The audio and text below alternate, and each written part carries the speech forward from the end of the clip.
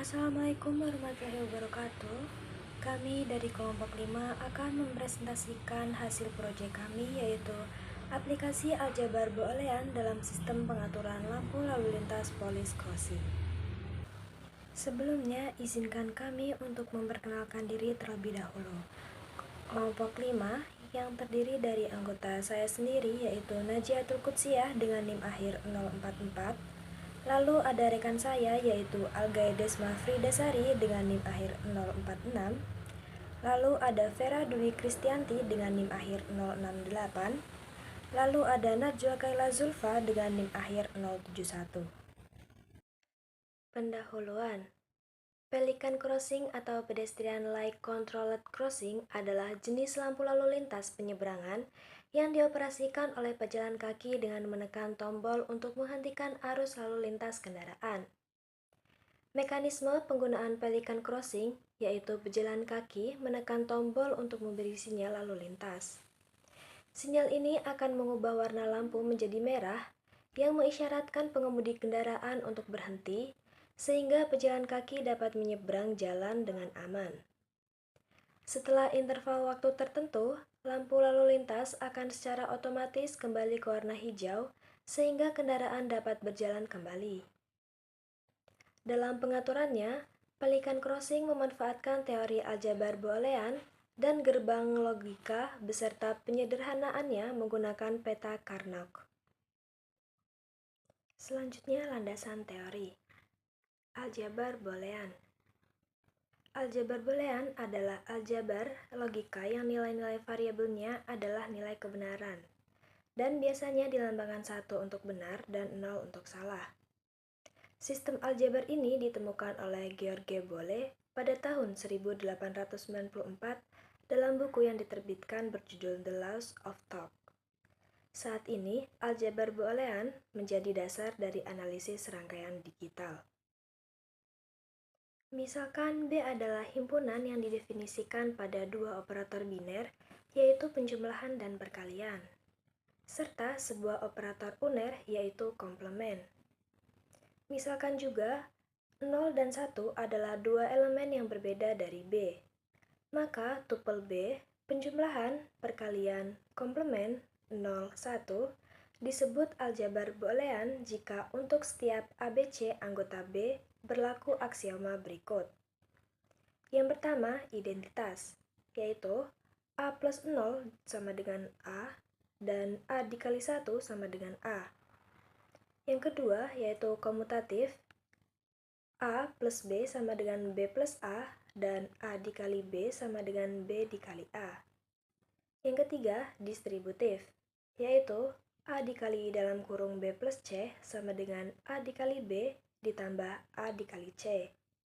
Yang keempat, komplement, yaitu untuk setiap A elemen B terdapat elemen unik A komplement elemen B, sehingga A ditambah A komplement sama dengan 1 dan A dikali A komplement sama dengan 0. Aljabar boolean memiliki beberapa hukum. Yang pertama adalah hukum identitas, yaitu A ditambah 0 sama dengan A dan A dikali 1 sama dengan A. Yang kedua ada hukum idempoten, yaitu A ditambah A sama dengan A dan A dikali A sama dengan A. Yang ketiga ada hukum komplement, yaitu A ditambah A komplement sama dengan 1 dan A dikali A komplement sama dengan 0. Yang keempat ada hukum dominansi, yaitu A dikali 0 sama dengan 0 dan A ditambah 1 sama dengan 1. Yang kelima ada hukum involusi, yaitu A dikali 0 sama dengan 0. Yang keenam ada hukum penyerapan, yaitu A ditambah A kali B sama dengan A dan A dalam kurung A plus B sama dengan A. Yang ketujuh ada hukum asosiatif, yaitu A ditambah dalam kurung B tambah C sama dengan dalam kurung A plus B ditambah C. Dan A dikali dalam kurung BC sama dengan dalam kurung AB dikali C.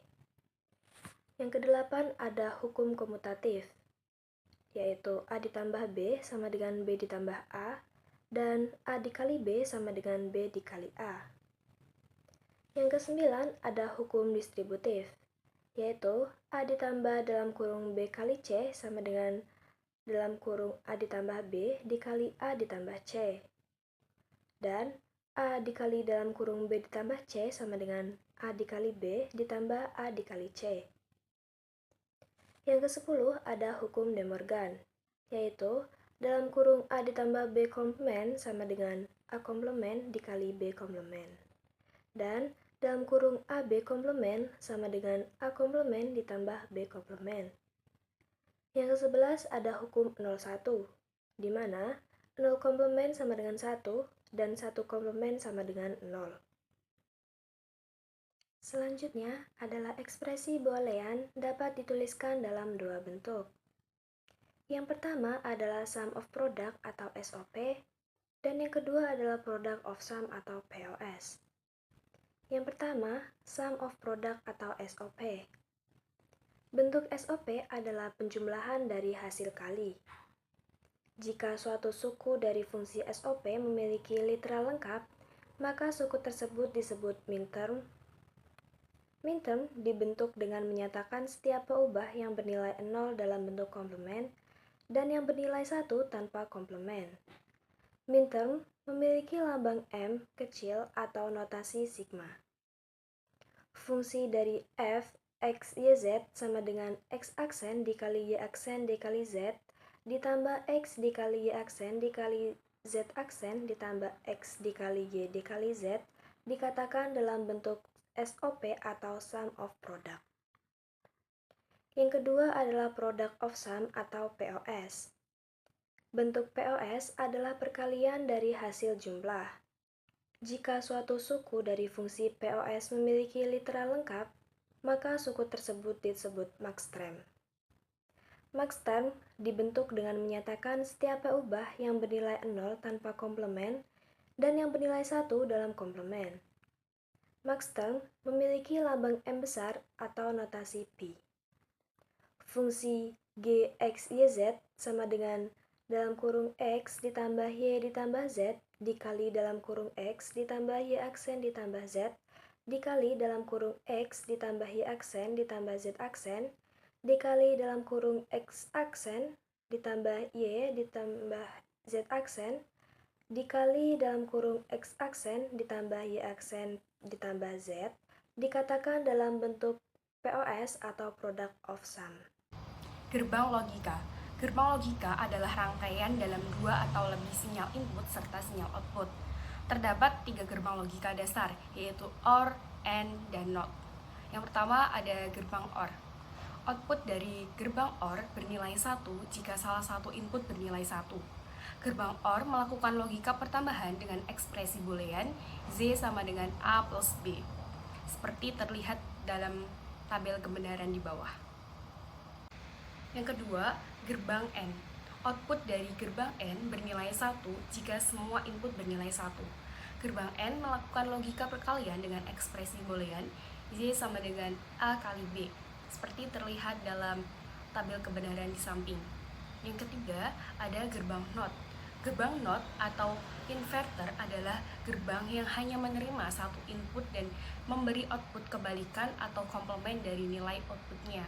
Ekspresi Boolean dari gerbang NOT adalah Y sama dengan A aksen atau A komplement, seperti terlihat dalam tabel di samping.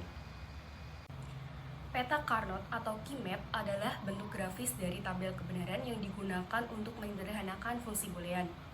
Menyederhanakan fungsi Boolean berarti mencari bentuk fungsi lain yang ekivalen namun menggunakan jumlah literal atau operasi yang lebih sedikit.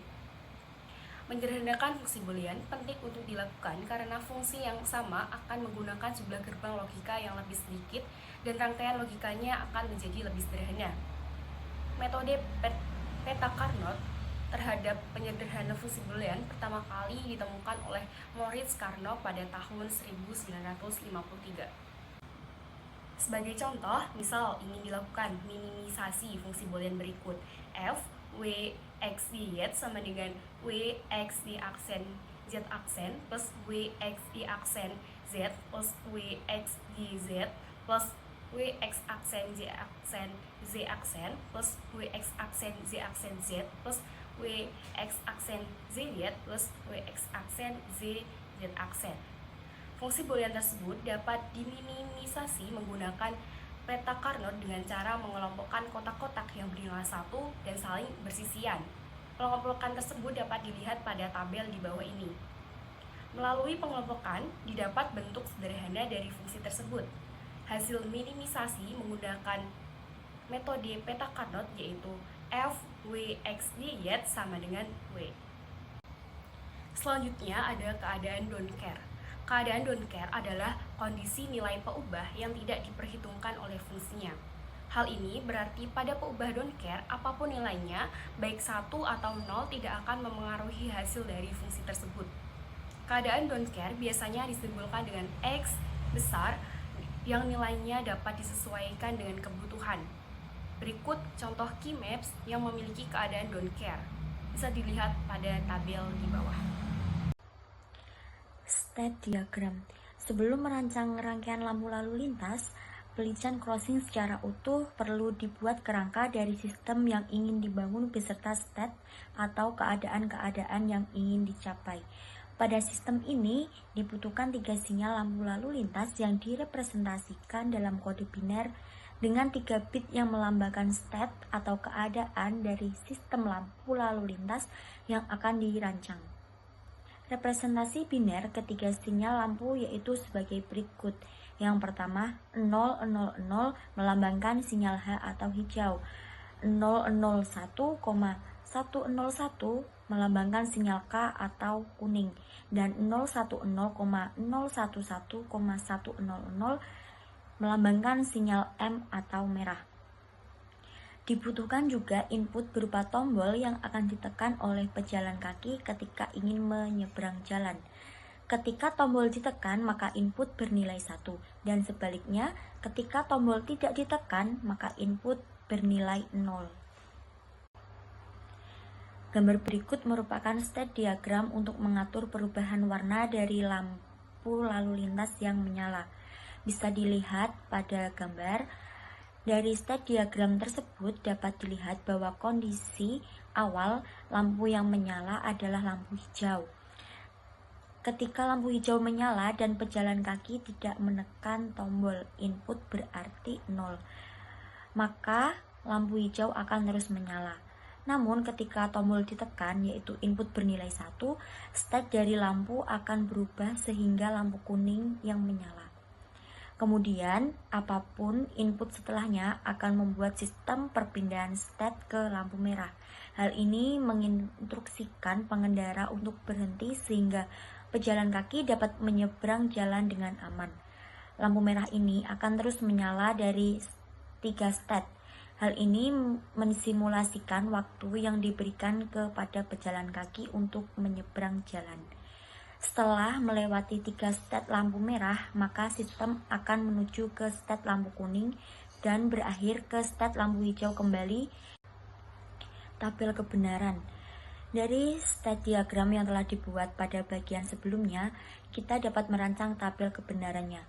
Kolom-kolom pada tabel kebenaran tersebut berisi setiap bit yang merepresentasikan current state atau keadaan saat ini, input atau tombol yang dapat ditekan oleh pejalan kaki, next state atau keadaan berikutnya berdasarkan current state dan input tombol, dan output atau warna lampu lalu lintas yang akan menyala. Berdasarkan kombinasi ketiganya, sedangkan baris pada tabel tersebut adalah kombinasi atau kemungkinan yang dapat dicapai. Dari current state yang direpresentasikan dengan 3 bit dan input yang direpresentasikan dengan 1 bit. Total semua kombinasi kemungkinan yang dapat dicapai adalah 2 pangkat 3 plus 1 sama dengan 16 kemungkinan. Semua kombinasi kemungkinan tersebut dapat lebih jelas dilihat pada tabel berikut ini. Tabelnya bisa dilihat pada layar. Dari tabel kebenaran tersebut, setiap bit pada next state serta output akan dibuat dalam fungsi boolean. Dari tabel kebenaran tersebut, maka fungsi boolean untuk masing-masing bit next state dan output dalam bentuk sum of product atau SOP adalah sebagai berikut. N1 sama dengan M6 plus M7 plus M8 plus M9 sama dengan sigma 6, 7, 8, dan 9. N2 sama dengan M2 plus M3 plus M4 plus M5 sama dengan sigma 2, 3, 4, dan 5. N3 sama dengan M1 plus M4 plus M5 plus M8 plus M9 sama dengan sigma 1, 4, 5, 8, dan 9. M sama dengan M4 plus M5 plus M6 plus M7 plus M8 plus M9 sama dengan sigma dari 4, 5, 6, 7, dan 8, dan 9. K sama dengan M2 plus M3 plus M10 plus M11 sama dengan sigma dari 2, 3, 10, dan 11. H sama dengan M0 plus M1 sama dengan sigma dari 0 dan 1. Beberapa kombinasi current state dan input yang tidak dapat tercapai dalam perancangan sistem diisi dengan keadaan downscale. Hal ini tidak mempengaruhi hasil akhir sistem, dan kondisi-kondisi tersebut terlihat pada 4 baris terakhir dalam tabel kebenaran. Kondisi downscale muncul karena tidak ada representasi 110 maupun 111 pada bit biner berwarna lampu lalu lintas yang dirancang. Selanjutnya yaitu peta Carnot. Peta Carnot dibuat untuk masing-masing bit dari next state dengan 4 peubah, yaitu bit dari current state dilambangkan dengan W, X, dan Y, serta bit dari input yang dilambangkan dengan Z. Next state-nya yaitu N1 sama dengan M6 plus M7 plus M8 plus M9 sama dengan sigma dari 6, 7, 8, dan 9. N2 sama dengan M2 plus M3 plus M4 plus M5 sama dengan sigma dari 2, 3, 4, dan 5. N3 yaitu M1 plus M4 plus M5 plus M8 plus M9 sama dengan sigma dari 1, 4, 5, 8, dan 9. Peta Carnot dari fungsi N1 beserta pengelompokannya, yaitu bisa dilihat pada tabel. Jadi N1 sama dengan W, Y aksen plus X, Y. Selanjutnya, kita juga melakukan penyederhanaan untuk fungsi boolean N2, yaitu bit tengah dengan next state. Berikut peta Carnot dan fungsi N2 beserta pengelompokannya. Berdasarkan pengelompokan peta Carnot di atas, hasil penyederhanaan dari fungsi boolean tersebut adalah N2 sama dengan XY komplement ditambah W komplement X komplement Y. Dengan cara yang sama dilakukan penyederhanaan untuk fungsi boolean N3, yaitu bit paling kanan dari next state. Berikut peta Carnot dari fungsi N3 beserta pengelompokannya. Berdasarkan pengelompokan fungsi Carnot di atas, hasil penyederhanaan fungsi boolean tersebut adalah N3 sama dengan WY komplement ditambah XY komplement ditambah Y komplement Z. Selanjutnya adalah penyederhanaan fungsi boolean lampu kuning. Tabel berikut menunjukkan peta Carnot beserta pengelompokannya untuk fungsi boolean K lampu kuning. Berdasarkan pengelompokan peta Carnot di atas, hasil penyederhanaan dari fungsi boolean tersebut adalah K sama dengan X komplement Y. Kemudian dilakukan juga penyederhanaan untuk fungsi boolean lampu hijau. Tabel berikut menunjukkan peta Carnot beserta pengelompokan untuk fungsi boolean H lampu hijau.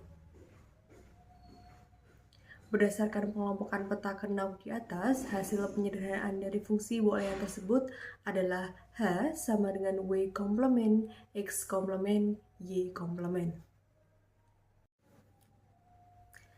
Rangkaian logika. Rangkaian logika dari fungsi nextState adalah sebagai berikut.